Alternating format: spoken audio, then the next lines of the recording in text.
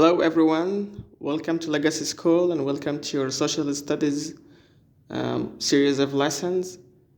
And today's lesson will be looking at Africa and World War One, as we have been learning throughout the previous lessons, in which we dwelt with the World War One most influential characters. And today we're moving into a new topic, which is Africa and the World War One.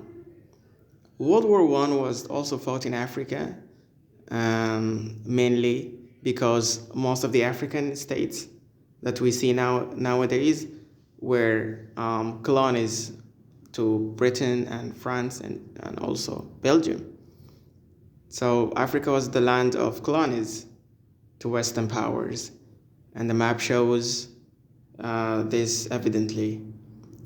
Like France and Britain acquired most of the colonies during the scramble of Africa just before World War I broke out, and Germany had only 4 German East African colonies now in modern days: Rwanda, Burundi, and Tanzania. And Southwest Africa, now known as Namibia, and also Cameroon, now Cameroon, are part of Nigeria. So Togoland, Togo, and Ghana in modern days. Look at the picture. Look at the great powers, how these Western countries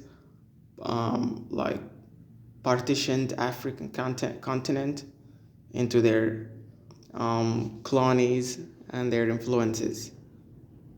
Just the day after the fighting began in World War I, the conflict spread to Togoland, a small German colony, surrounded by the French and the British colonies. And at the end of August, the Allies invaded and met with resistance. Germany destroyed their radio station and prevented it from sending its messages.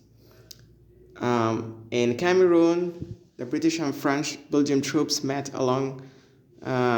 with a strong resistance, and they captured parts of Atlantic coast. When the campaign reached to 1916, they surrounded the place.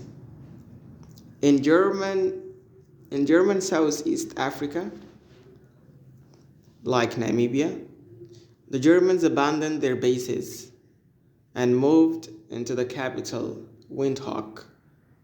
And this, the British South Africa,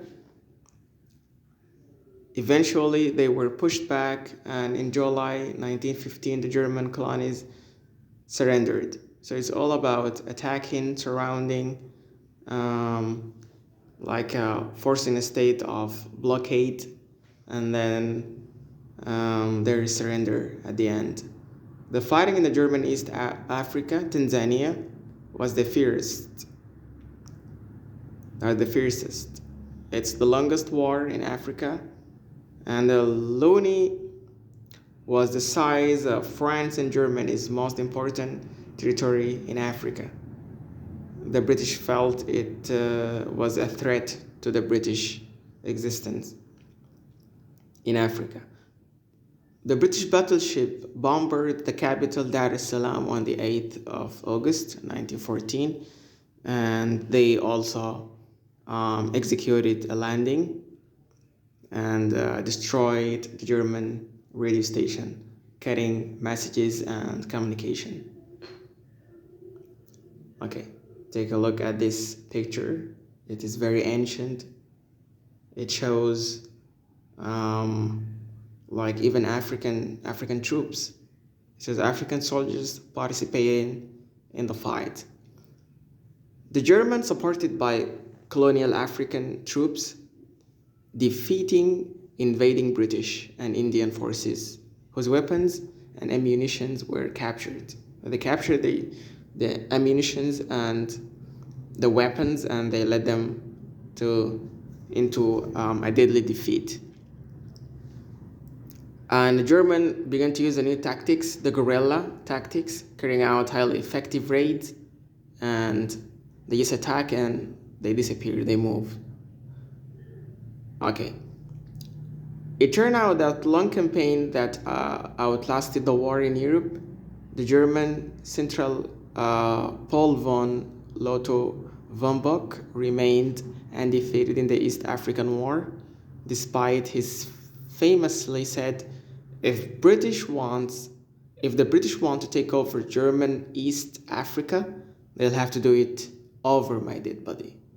He earned himself a respectable nickname, the Uncatchable Lizard. This is for his successful military tactics.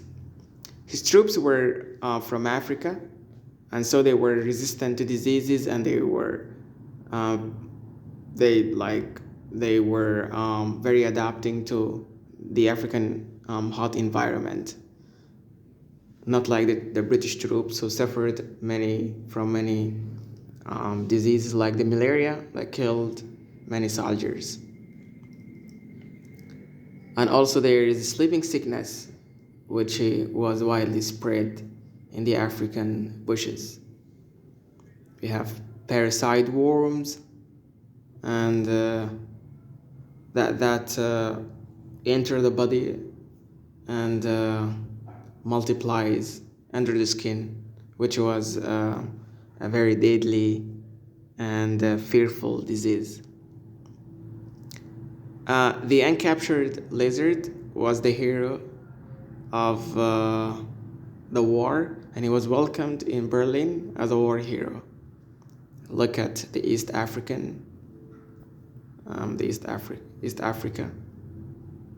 Okay. Let's take a look at Sudan in World War One. Okay. What has Sudan to do with World War One? Okay, we're gonna see. Further, Egypt and Sudan were paramount importance, were of a paramount importance to the British, because of the Suez Canal, which is a man-built water passage that connects the Mediterranean Sea and the Red Sea, saving months of travel. And it was opened in 1869, and ships had to sail around, ships used to sail around the base of Africa to get to India, and this saved a lot, lots of energy and lots of time.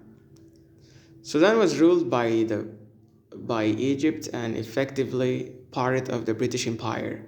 So actually, for the historical accuracy of this, Egypt was part of the British Empire.